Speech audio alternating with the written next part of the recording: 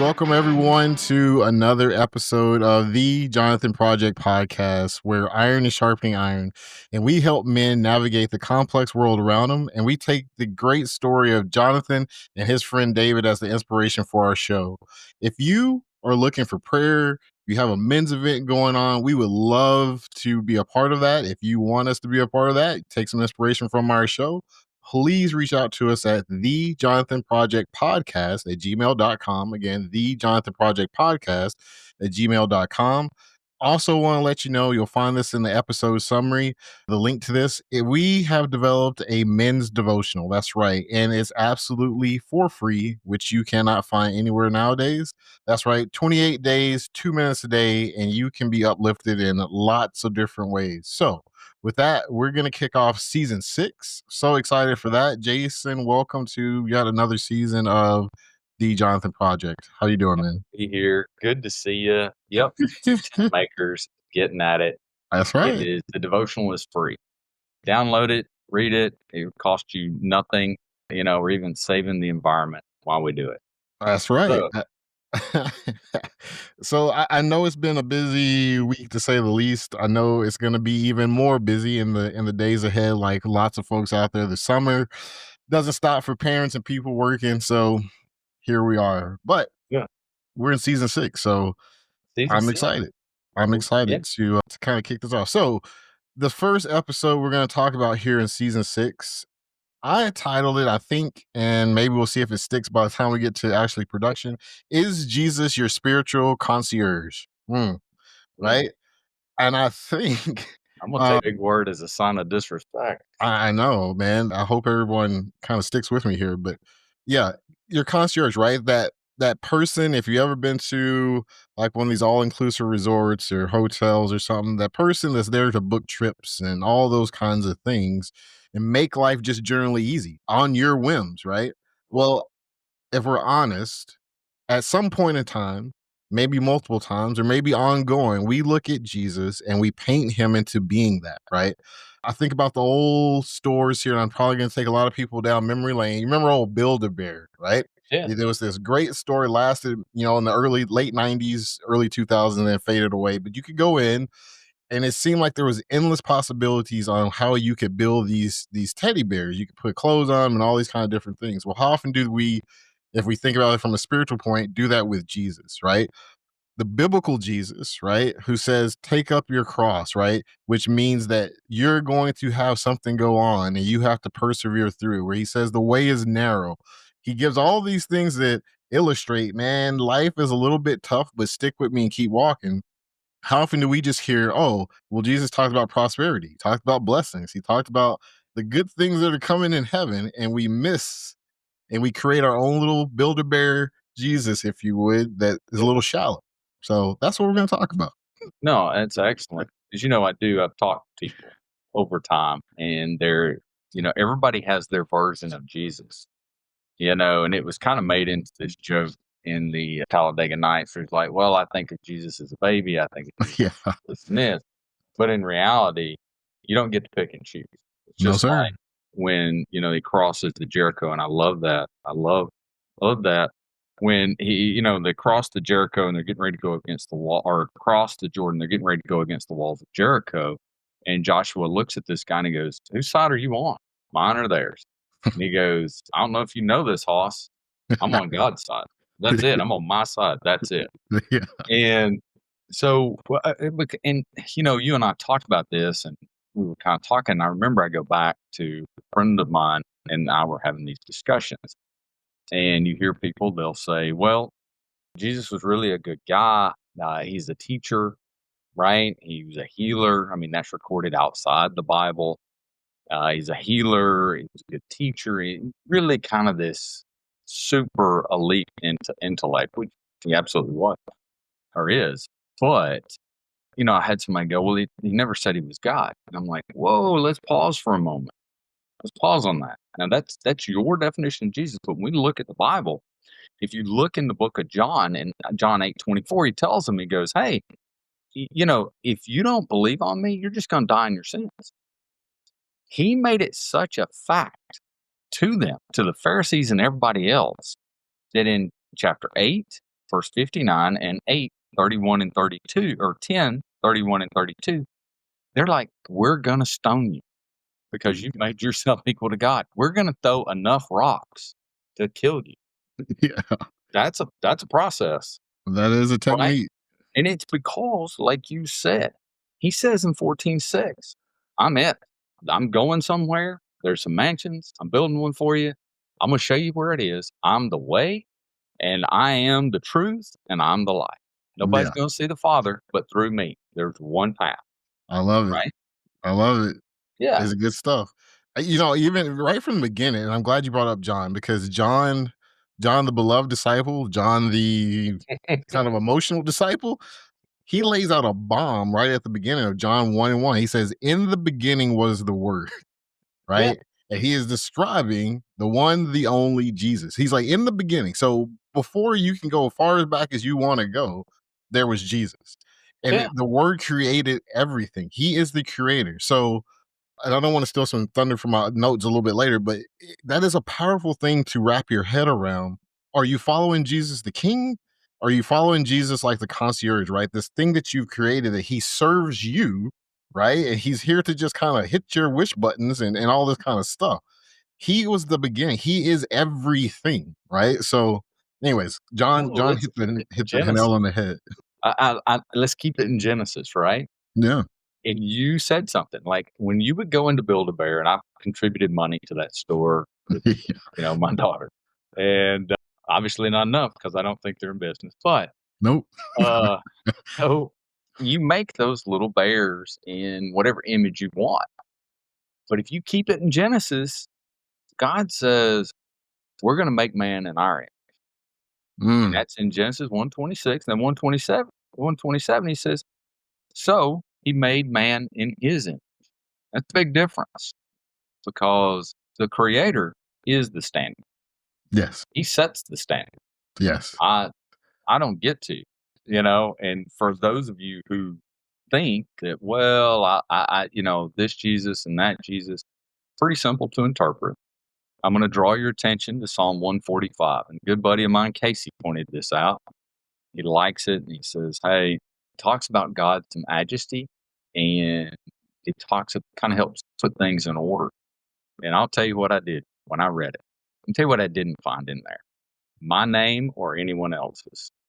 There That's you go. all it is, right? Yep. King of Kings. Yep. That's it. No, I think many of us believers, I've been in that boat where I really wanted something. I really wanted to go a certain path, right? And I wanted Jesus to co-sign off on it, right? We unintentionally reduce Jesus to like this life enhancer. That's what Jesus is. He is here to enhance my life, which is, there's some truth. He did come to give you life, John 10:10, right?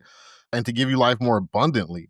But it is not the life that you get to pick. This is not pick your own adventure. I love those books back in the day as a kid, in elementary school. I love those, right? You felt like you were in control of the story. Yeah.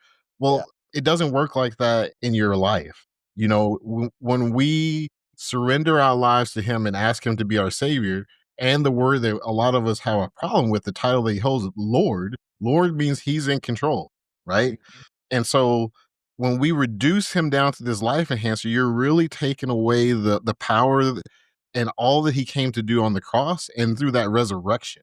That Yeah. life that he gained through the resurrection, which we gained, if we just have this make a wish and build a bear on a Jesus, you're missing out on some stuff. So, we're not the only people to do this, No. right? Like, this is not a new thing. Solomon says there's nothing new under the sun. With that being said, you look in John chapter 6, he feeds the 5,000. Here it is.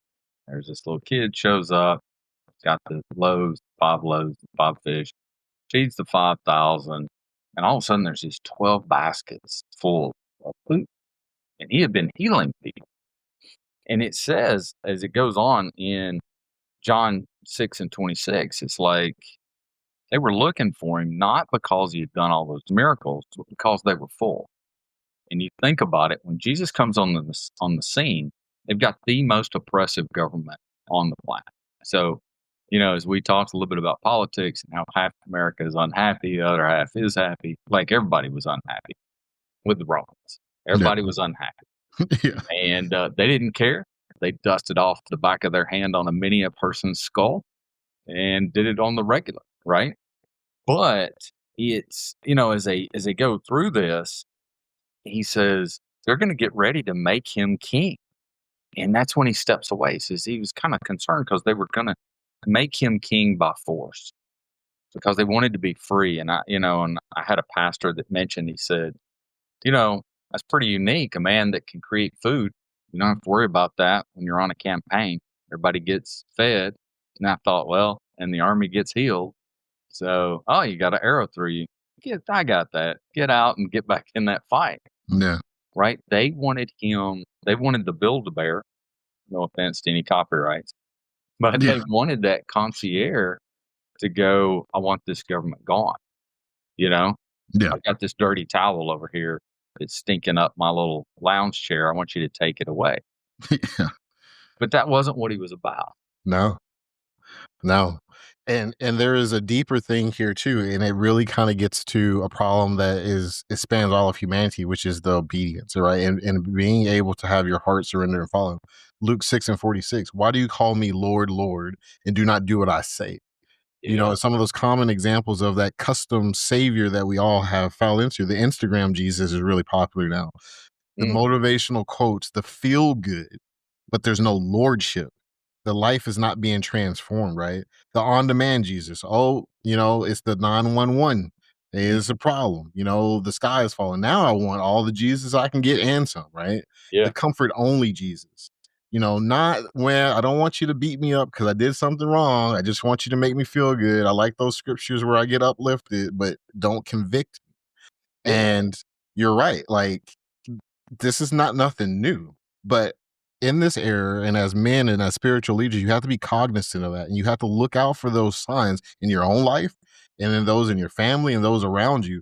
If people are making these little really idle Jesus, that's a dangerous place to be for your faith, and how the adversary can come against you. Well, it's interesting. They make an idol Jesus. So if you craft it, then you kind of are above it, right? Like you become the creator of this concept, Yeah. this construct. So bear with me as I connect the dots. Yeah. So you said something like, "Hey, don't make me feel good or don't make me feel bad. Always make me feel good. Don't convict me." And Satan uses that lie, and it motivates you to go, "Well, if I think of Jesus in this light, I don't ever feel bad. Hmm. Hey, it's okay to feel bad." And I'm not beating you up right now, but what I am going to tell you is in this feeling bad, there is a path. And just like David took it when he says, "Hey, I've sinned and I've done wrong," and he runs right back to his relationship with God. For people who are out there that go, "Man, I've really messed," I want to give you this thought. Right now, I'm a great swimmer. I really am. I swim phenomenally well. You know why? Because I don't walk on water. Period. Yeah. Right? Like I make mistakes. I make a ton of mistakes. Uh, and but it's not that I don't. It's not that I make them. It's what I do afterwards. Right? It's like the boxing match. You're in one as a Christian, Yeah. and unfortunately, and you got to get back up. Be the last guy to fall down. Yeah. Satan's wailing on you, and you're like, man. But if I go sit over here on the sidelines, and just you take a break, it's okay. I got it. When I compare myself to Jesus, and I compare myself in the light of the cross, absolutely, I feel bad. Yeah. My conscience first. Yeah. It does, but it's my relationship with Him that I'm constantly running to. Not, that's not the Build-A-Bear. Build-A-Bear tells me everything's comfortable. No, you're absolutely right, Jason. And if the Jesus that you're following, right, never convicts you, never makes you want to look at what you're doing, you're probably following yourself. Yeah, You're not following the Jesus of the Bible, right? And that should be a conviction, right? But how do we get there? How do we start moving in that direction? Well, you have to spend time with him. right? And it sounds so intuitive, but it's a deeper thing. It's just like any other relationship. As much as me and you have relate, it's because we have spent time with each other, Yeah. right? Or with your spouse or with your kids. That is how you start understanding who they are and not what you want them to be, right? Yeah. And that real transformation starts with that solitude, getting into your word. Who is the word? It's just Jesus every day. And it's amazing how he will start speaking and transforming your life. You can't just seek him in the crisis. You got to seek him in those quiet times. And that's who you find out who Jesus really is and not what the world says or whoever. It's amazing. One of the things he asked the disciples, one of the most powerful questions he asked, he was like, who do you say I am? Right. Yeah. And they went through, and even them, right? And this is why I say, like, the Yeah. Bible is a great thing for anyone out there listening. You're like, oh, well, I'm not like you guys, I'm not all soul out. I'm not doing this public thing. I'm not like my pastor. I'm not like my neighbor who's a Christian, whatever it is. The Bible is amazing out of any religious text on this planet because it takes very broken and flawed people, the man after God's own heart, who we will constantly reference on this show because he is a great study for every man, every person. David, Yeah. uh, he was a murderer, he, he was an adulterer, and just probably wasn't going to win the Dad of the Year award. But you know what he really was good at is running back to God, like Jason said. So you have to spend that time with the king to understand who he is, because if not, Satan will tell you, hey, that real feel good Jesus, that's Jesus. Yeah. And Jesus does want you to feel good, but like you said, he wants to transform you. Go ahead, brother. No, it wants you to feel good because you're righteous through him, Yeah. right? And for everybody that goes, yeah, I heard that about David, but I haven't done those things.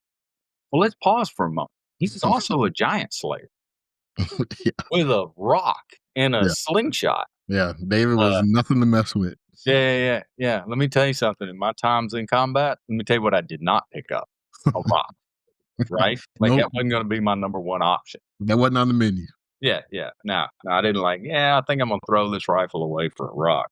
No, no. But it is, and it's people can look into that comment when people go, well, I'm not sold out like my pastor, this, that, and the other. I'm going to let them in on a little secret. You're all tent makers. So the Bible calls you an ambassador for Christ, period. So either you belong to one country or the kingdom. Mm. And now, just because this is not your full time job, well, it ain't ours either. We're tent makers. I got off work today. That's why I'm wearing the collared shirt versus the T-shirt on, Saturday morning. That's all good. Yeah. And to our one fan that questioned whether or not I ever had a collared shirt, I actually have two. No, but you're a tent maker. Yeah.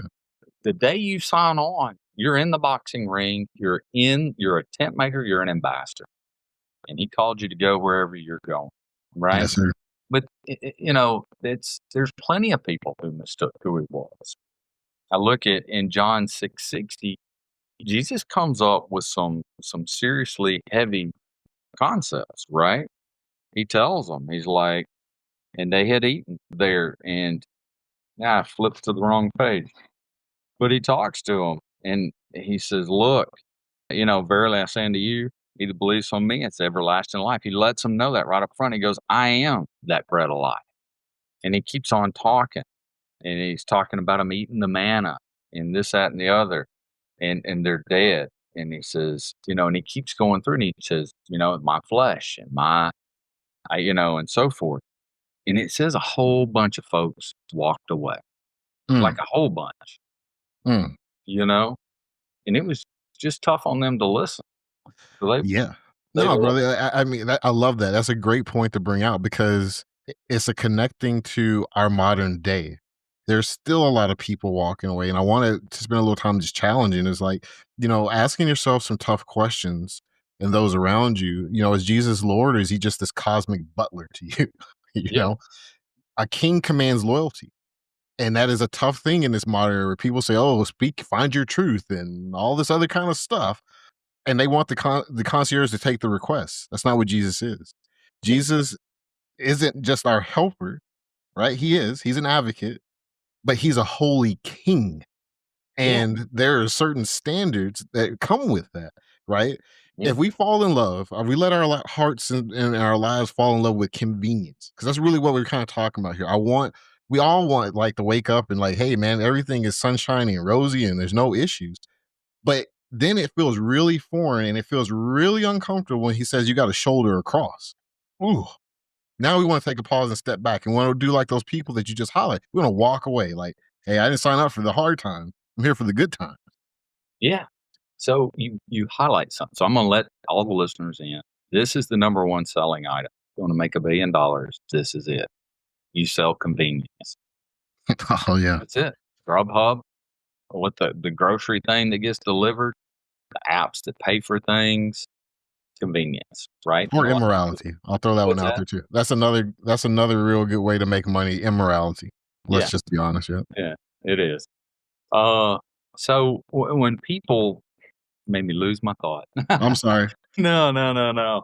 But when all those people got ready to fall away, he looks at his disciples like, "You going too?" Peter says something. He goes, "Where am I going? You got the words of life. I You're the love Pete. Messiah. Where am I going?" Yeah. Yeah. And, I probably put more sass in it than Peter did because I don't know. But, and that's the truth. Like, he's a king. Does God want you to be rich? Maybe. Does he want you to be poor? I don't think so. But that's not his number one focus. No. His focus is on whether or not where you go when you hit that T intersection called death. And, it's just if you think about this, because there's a lot of people, the butler, right? The butler.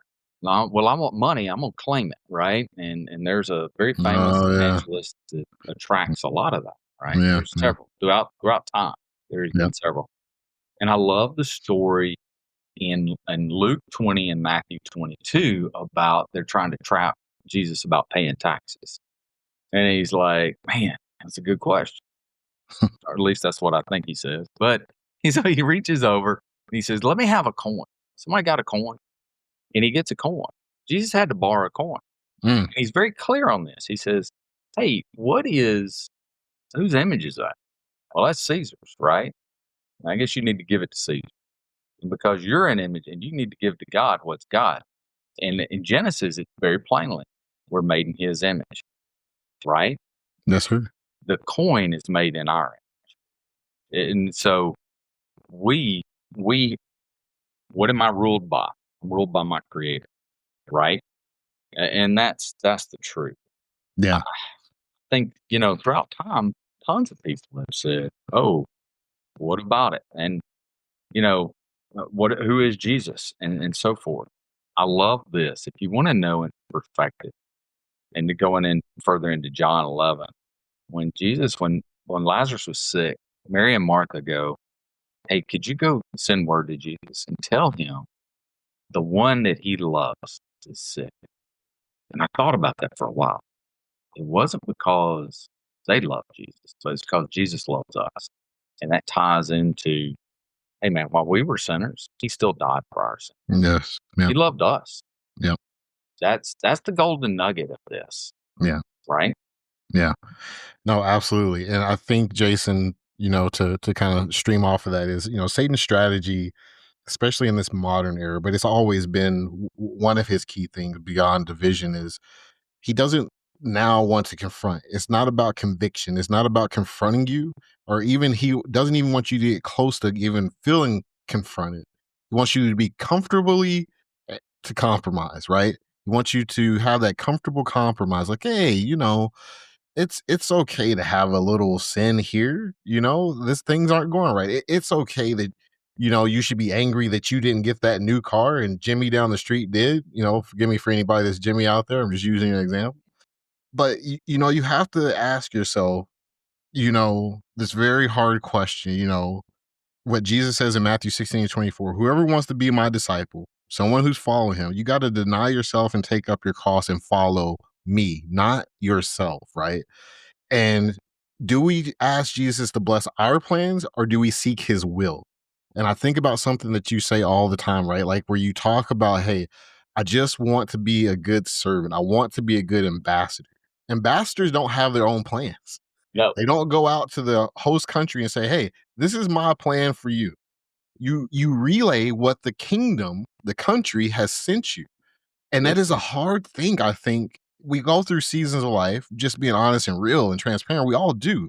But if you find yourself constantly saying, "Jesus, I need you to sign off on this," like it's just some kind of check block versus saying, "Lord, what is your will for me right now in this season?" That should be a little azimuth check, right? Go ahead. Yeah. I you know, I don't want to ever say the prayer, God be with us. And I'm gonna tell you why. Because I Mhm. really would rather say, God, I want to be with you. I want to be on your side, Yeah. right? Now that's the truth. And when you talked about Satan, I thought about this.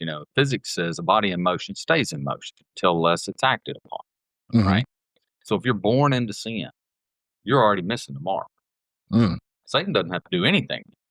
He doesn't have to tell you there is or is, he doesn't have to say, hey, there isn't a Jesus. As a matter of fact, you're on the trajectory to meet him, Yeah. right? And then, unless you take that conscious detour, I love it. Yeah, that's good. that because sin is missing the mark.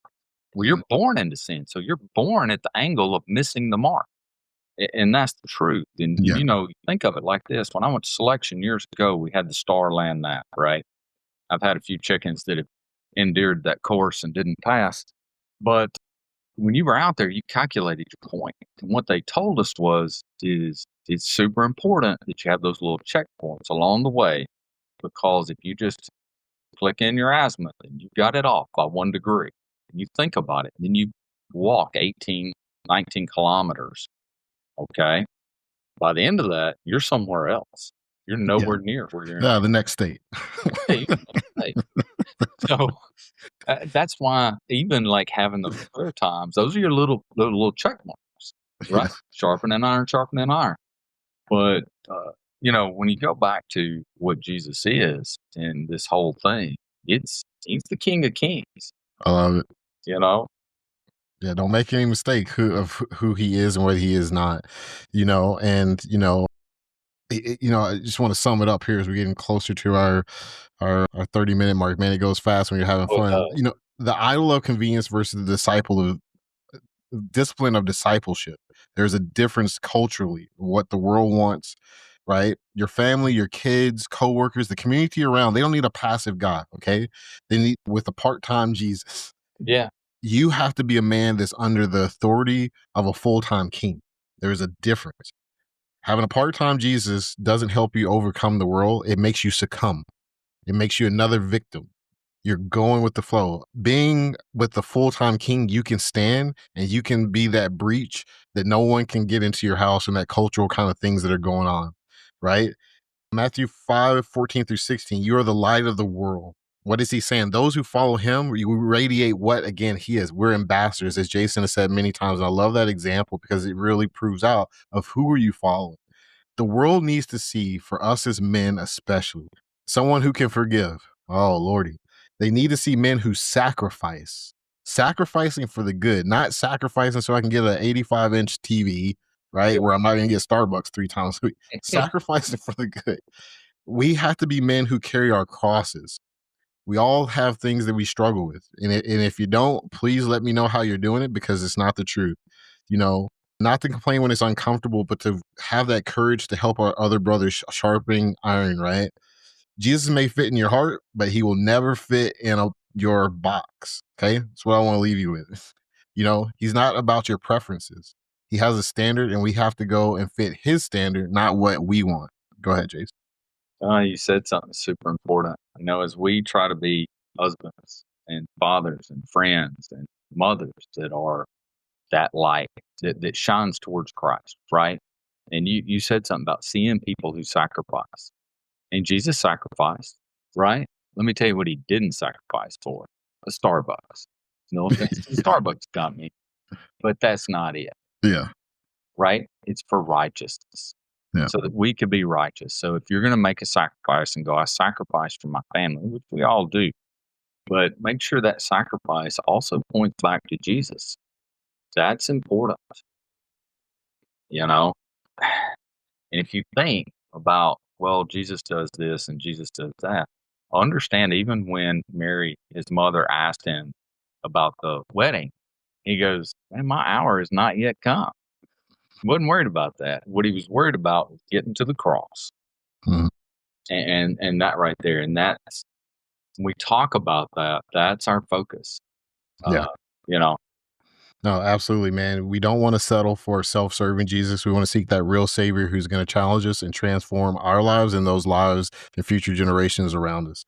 That's what we want. Folks, that is the Jonathan Project Podcast. Another great episode. We're off and running in a new season. I'm excited for this season. We swung for the fences on a couple things. Excited to bring those to you in time and space. So, how do you find out all those exciting things? Well, this episode and every episode comes out every Tuesday morning on Spotify, Apple, iHeartRadio, Amazon Music, you name it, you can find us there. We'll have all the links for you to subscribe so you don't ever miss an episode. If you found inspiration in this show, you think, hey, these guys would be great to come out, speak to a men's event, speak to a bunch of young men, women, whoever it may be, please reach out to us at thejonathanprojectpodcast at gmail.com. If you need prayer, have an episode idea, same place, thejonathanprojectpodcast at gmail.com. We'll also have the links for the free devotional. Jason, awesome spending time with you as always, yeah. and talk to you again soon, brother. See you,